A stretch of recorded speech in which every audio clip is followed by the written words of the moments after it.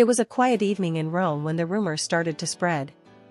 The kind of evening where the air feels heavy, like it's carrying something unspoken, something that has been waiting for the right moment to come to light.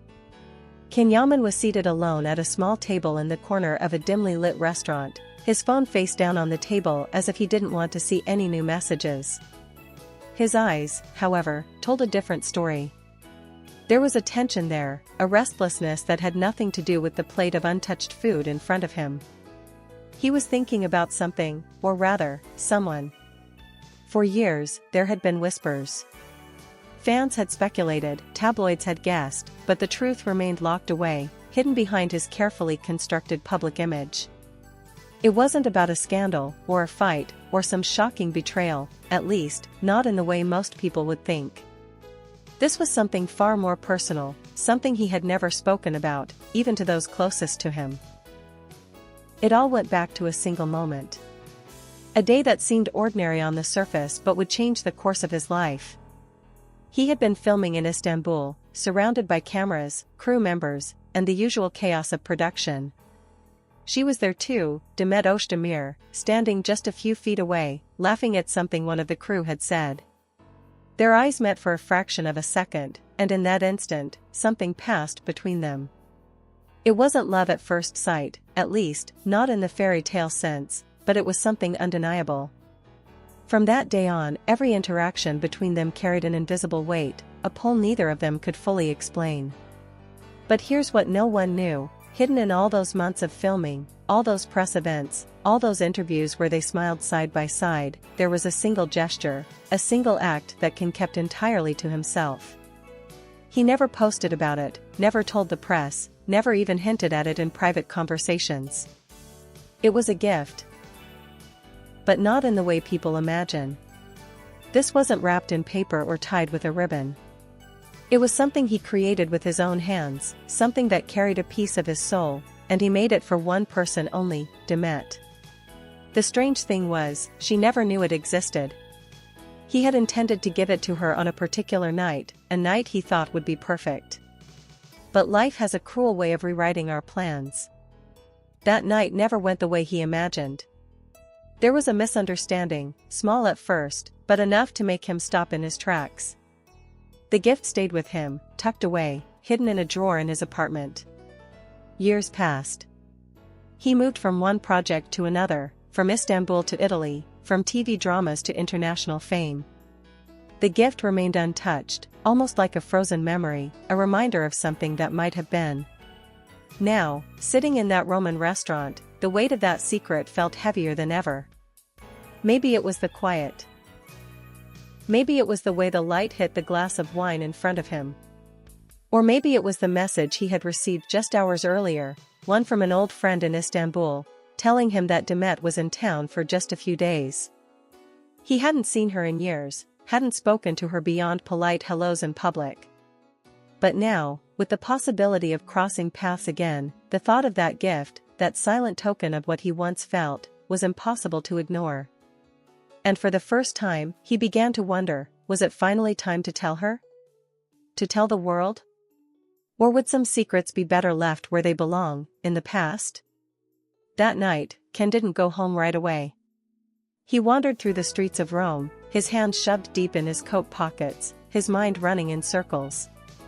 Every corner cafe, every softly glowing window he passed reminded him of Istanbul, not the city itself, but the life he had there, the people, the nights that felt endless.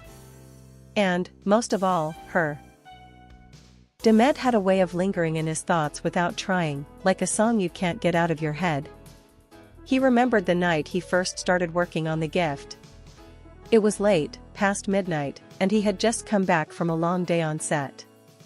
His apartment was quiet, the kind of quiet where even your own breathing feels too loud.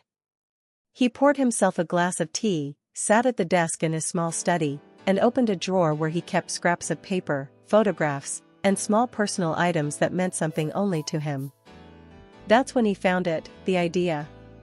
Something she had once said, almost in passing, but it stuck with him. The most meaningful things, she had told a crew member one afternoon when she thought he wasn't listening, are the ones no one else knows about. It was then that he decided he would make her something that was theirs and theirs alone. Not a piece of jewelry that could be recognized in photos, not a designer bag that could appear in gossip columns. Something that carried a story only they understood. He worked on it for weeks, in between shooting schedules and press events. Each night, he would sit at that desk, carefully crafting it, putting more thought into it than he had into anything in years. It wasn't about impressing her, it was about giving her a piece of himself that no one else could claim. He imagined the look on her face when she saw it, the way her eyes might soften, the smile that would follow. But the night he planned to give it to her, everything fell apart. They were filming late, exhaustion setting in for both of them. A scene that should have been easy kept dragging on, retakes piling up, tension rising between cast and crew. When the cameras finally stopped rolling, he went to find her. He saw her standing by the trailers, her arms crossed tightly over her chest, speaking quietly to someone on the phone. He couldn't hear the words, but he could tell by the tone, it wasn't a good conversation. When she hung up, she turned and saw him, but instead of her usual warm smile, there was something else in her eyes, something guarded, distant. "I can't talk right now," she said softly, almost apologetically, and walked away before he could answer. He stood there for a long time, the small box in his hand suddenly feeling heavier. He didn't chase her. He didn't call her later. Instead, he went home, placed the box in the back of his drawer, and closed it. And that was it. The moment passed, the timing was gone, and the gift became a secret. Years later, sitting in that restaurant in Rome, he found himself tracing the shape of that box in his memory. It was still in his apartment in Istanbul, untouched, waiting. He wondered if it was foolish to think it still mattered, if it had ever mattered. But some part of him couldn't let it go. The question now was, if fate gave him the chance to see her again, would he finally hand it to her? Would he finally tell her the truth about why he made it, and why he never gave it to her? Demet had landed in Rome just the day before. It wasn't planned, in fact, the trip had come together at the very last minute when her schedule unexpectedly cleared. She told herself it was purely for work, some meetings, a photo shoot, maybe a short interview for a fashion magazine. But deep down, she knew there was more to it. Rome wasn't just another city for her. It was the city where she knew he had built a life for himself.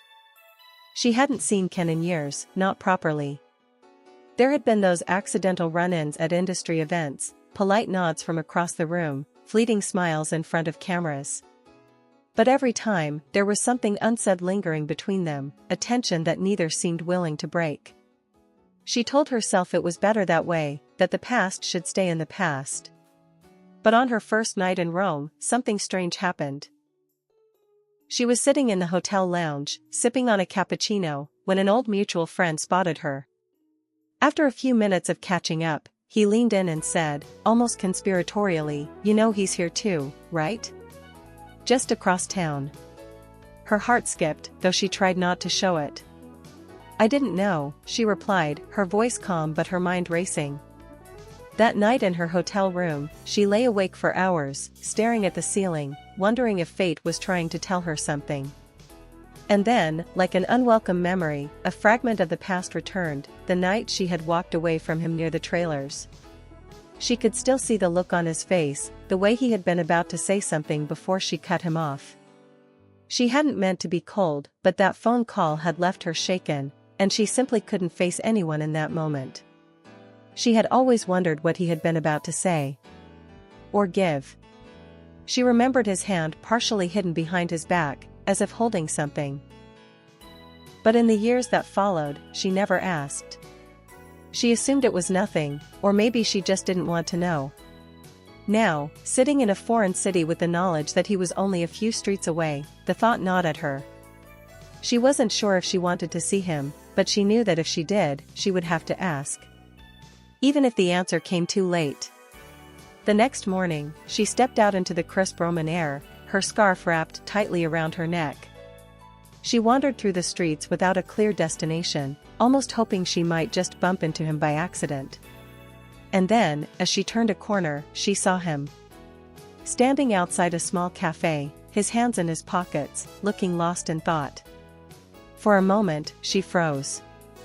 She could walk away, pretend she hadn't seen him. But something, maybe the same something that had kept her awake all night, pushed her forward. When he finally looked up and their eyes met, it felt as though time folded in on itself. Rome disappeared, the years apart disappeared, and it was just them again, standing under the Istanbul lights.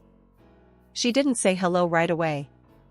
Instead, she asked the question that had been buried for years, that night, "What were you about to tell me?" His expression shifted. For the first time, she saw the secret in his eyes. For a long moment, Ken didn't answer. His eyes searched hers, as if trying to decide whether the truth was still worth telling after all these years. He took a slow breath, his hands still buried in his coat pockets, before finally speaking.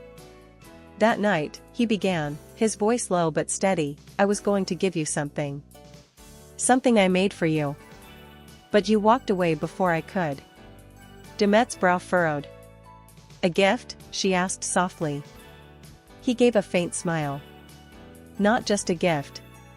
It was a piece of a story. Our story." She tilted her head, not quite understanding. So he continued. "I remembered something you once said. That the most meaningful things are the ones no one else knows about. I took that to heart. I wanted to give you something no one else could understand. Something that would be just ours." He told her about those late nights in his study, working quietly, carefully, making sure every detail was perfect. He told her about the small wooden box he had chosen, about the hidden compartment inside it, and about what he had placed there, a collection of tiny photographs, candid moments from their time on set that no one else had seen, along with a single handwritten letter.